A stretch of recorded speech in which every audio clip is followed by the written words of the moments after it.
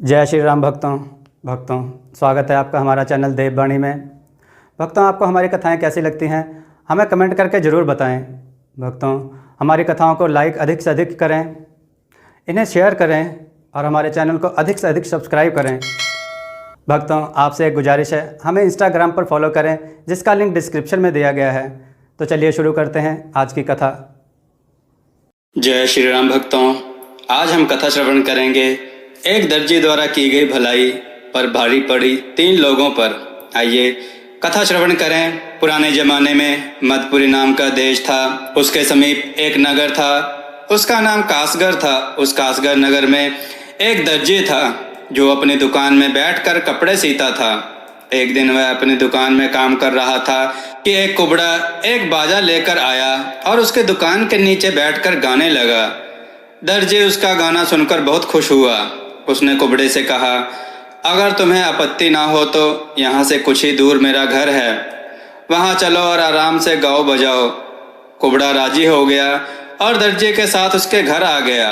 घर पहुंचकर दर्जी ने हाथ मुंह धोया और रूपमती पत्नी से, जिसे वह बहुत प्यार करता था, बोला कि मैं इस आदमी को लाया हूँ ताकि तुम्हें इसका सुंदर गायन सुना पाऊँ। उसने यह भी कहा कि यह मेरे साथ खाना भी खाएगा। पत्नी ने थोड़ी ही देर में स्वादिष्ट भोजन बनाकर परोस दिया। फिर वह दोनों भोजन करने लगे और कुबड़े को भी अपने साथ बिठा लिया। दर्जी की पत्नी ने मछली बनाई थी और बड़ी स्वादिष्ट बनाई थी।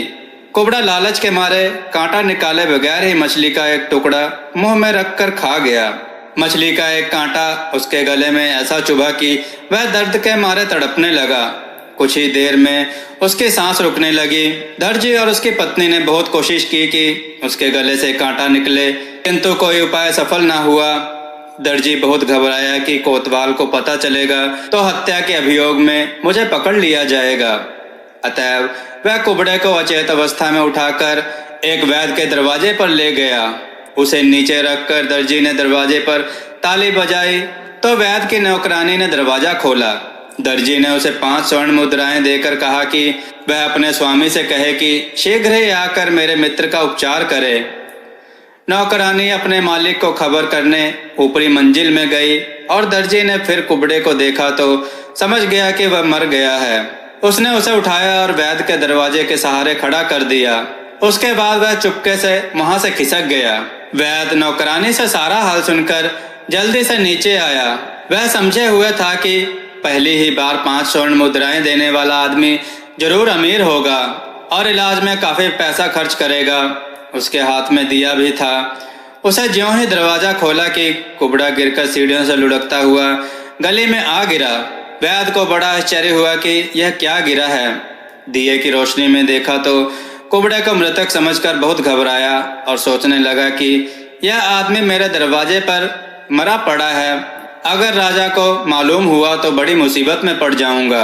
अतः वैद्य ने कुबड़े को उठाकर घर में लाने के बाद एक रस्सी से बांधा और पिछवाड़े रहने वाले एक व्यापारी के घर के अंदर चुपके से डाल दिया। वह व्यापारी शाही पाकशाला में सामान बेचने वाला था। उसके घर में बहुत सा अनाज, घी आदि रहता था। उस व्यापारी का बहुत सा सामान चूहे खा जाते थे और उसे नुकसान होता था। आधी रात को अपने सामान को देखने भालने वह व्यापारी आया तो कुबड़े को देखकर समझा कि यह चोर है, यही मेरी चीजों को चुरा ले जाता है और मैं समझता था कि चूहों ने मेरा नुकसान किया है। वह एक लाठी ले आया और कुबड़े के सर पर मारी। एक लाठी पड़ते ही कुबड़ा जमीन पर लुढ़क गया। व्यापारी ने पास जाकर गौर से देखा तो उसे मालूम हुआ कि वह मर चुका है। अब व्यापारी बड़ा परेशान हुआ। वह अपने मन में कहने लगा कि यह व्यर्थ ही नरहत्या का पाप मुझे लगा। क्या हर्ज था अगर थोड़ा बहुत नुकसान होता रहता, और अब चोर को जान से मारने के अपराध में मुझे मृत्यु दंड दिया जाएगा। यह सोचकर वह मूर्छित हो गया। थोड़ी देर में होश आने पर वह अपने बचाव का उपाय सोचने लगा। फिर उसने कुबड़े के शरीर को उठाया और अंधेरे में बाजार में ले जाकर एक दुकान के दरवाजे के सहारे खड़ा कर दिया और अपने घर में जाकर सो गया। कुछ ही देर में एक धनी व्यक्ति उधर से निकला।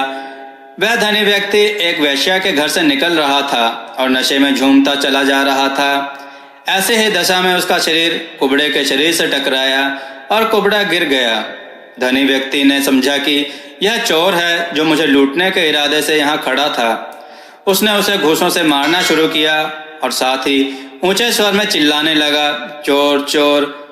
पास ही में सिपाही गश्त लगा रहे थे। वे चोर चोर की पुकार सुनकर दौड़े आए तो देखा कि एक व्यक्ति नीचे पड़ा है और अमीर व्यक्ति उसे मार रहा है। सिपाहियों ने उस धनी व्यक्ति से पूछा कि तुम इसे क्यों पीट रहे हो? उसने कहा कि यह चोर है, यहाँ चुपचाप खड़ा था ताकि अंधेरे में मेरी गर्दन दबाकर मुझे लूट ले। सिपाहियों ने उसे खींचकर अलग किया और कुबड़े को हाथ पकड़कर उठाया तो देखा कि वह मुर्दा है। अब सिपाहियों ने धनी व्यक्ति को पकड़कर कुबड़े के शरीर समेत कोतवाल के सामने पेश किया। उसने सुबह धनी व्यक्ति और कुबड़े के साथ गश्त के सिपाहियों को भी मंत्री के सामने पेश किया और रात का हाल बताया। मंत्री ने स्वयं फैसला करने के बजाय धनी व्यक्ति को राजा के दरबार में पेश कर दिया और कहा कि इस धनी व्यक्ति ने इस कुबड़े को चोर समझकर इतना मारा कि यह मर गया। राजा ने पूछा, हमारी न्याय व्यवस्था के अनुसार इस अपराध का क्या दंड होता है? मंत्री ने कहा कि हमारी न्याय व्यवस्था के अनुसार इस धनी व्यक्ति को प्राण दंड मिलना चाहिए। राजा ने कहा कि हमारा जैसा कानून है उसके अनुसार इसे दंड दिया जाए। नगर के एक बड़े चौराहे पर फांसी देने की टिकटी खड़ी की गई और सारे शहर में मुनादी करवा दी गई कि एक कुबड़े व्यक्ति की जान लेने के अपराध में एक धनी व्यक्ति को फांसी दी जाएगी। जिसे देखना हो वह आकर देख ले। थोड़ी देर में चौराहे पर भीड़ इकट्ठी हो गई। धनी व्यक्ति को बांध कर लाया गया और कुबड़े का शरीर भी वहां रख दिया ताकि लोग देख लें कि किसकी हत्या हुई थी। जल्लाद धनी व्यक्ति के गले में फांसी का फंदा डालने ही वाला था कि भीड़ से निकलकर शाही रसद पहुंचाने वाला व्यापारी सामने आया और ऊंचे स्वर में बोला, हत्यारा यह धनी व्यक्ति नहीं है, मैं हूँ। मैं एक हत्या कर ही चुका हूँ। एक निरपराध को फांसी चढ़वाकर अपना पाप क्यों बढ़ाऊं? यह कहकर उसने मंत्री के सामने सारी बात बता दी। मंत्री ने आदेश दिया कि इस व्यक्ति को टिकटी से उतार लिया जाए और व्यापारी को फांसी दी जाए। व्यापारी की गर्दन में फंदा डालकर जल्लाद उसे खींचने ही वाला था कि वैद्य चीख पुकार करता हुआ भीड़ से निकला और बोला कि फांसी इस व्यापारी को नहीं, मुझे लगनी चाहिए। मैंने ही झटके से अपना दरवाजा खोला जिससे यह गिरकर मर गया। अब मंत्री ने कहा कि व्यापारी को भी छोड़ दो और उसकी जगह इस वैद्य को फांसी चढ़ाओ। वैद्य की गर्दन का फंदा जल्लाद खींचने ही वाला था कि दर्जी चिल्लाता हुआ आया कि वैद्य का कोई कसूर नहीं है। कुबड़े की लाश मैंने ही वैद्य के दरवाजे पर रख दी थी। मंत्री के पूछने पर उसने बताया, यह आदमी कल रात को मेरे घर में मेरे साथ खाना खा रहा था। मछली खाते समय कांटा इसके गले में अटक गया और इसकी दशा खराब हुई तो मैं इसे लेकर वैद्य के पास गया। वैद्य के आने में देर हुई। इतनी देर में मैंने इसे देखा तो यह मर गया था। मैं डर के मारे इसकी लाश वैद्य के दरवाजे के सहारे खड़ी करके भाग गया। मंत्री ने कहा कि जब हत्या हुई है तो किसी न किसी को फांसी तो देनी ही है। इसी दर्जी को फांसी पर चढ़ा दो। लेकिन फांसी ना दी जा सकी क्योंकि राजा के खास सिपाहियों ने आकर फांसी रुकवा दी और सभी को राजा के सामने चलने को कहा। हुआ यह था कि कुबड़ा राजा का विदूषक था और उसका मनोरंजन किया करता था। उस दिन दरबार में ना पहुंचा तो उसने पूछा कि कुबड़ा क्यों नहीं आया। उसके नौकर ने बताया, कल शाम को वह शराब पीकर निकल गया था। आज हमने उस चौराहे पर उसकी लाश देखी और वहीं मंत्री ने उसकी हत्या के अपराध पर एक धनी व्यक्ति को फांसी चढ़ाने को कहा है। एक अन्य व्यक्ति ने यह अपराध अपने सिर लिया। उसके जगह भी फांसी पाने के लिए एक और व्यक्ति ने कहा। अंत में दर्जी ने यह जुर्म अपने सिर लिया और अब दर्जी को भी फांसी दी जाने वाली है। राजा ने चारों अभियुक्तों को अपने सामने बुलाया।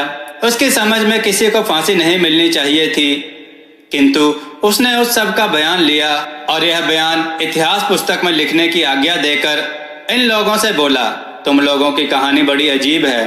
अगर तुम अपनी बात सच सच बताओगे और हमें सुनाओगे तो तुम्हें प्राण दंड से मुक्त कर दिया जाएगा, अन्यथा बात में कोई भी झूठ मिला तो तुम्हें प्राण दंड अवश्य मिलेगा।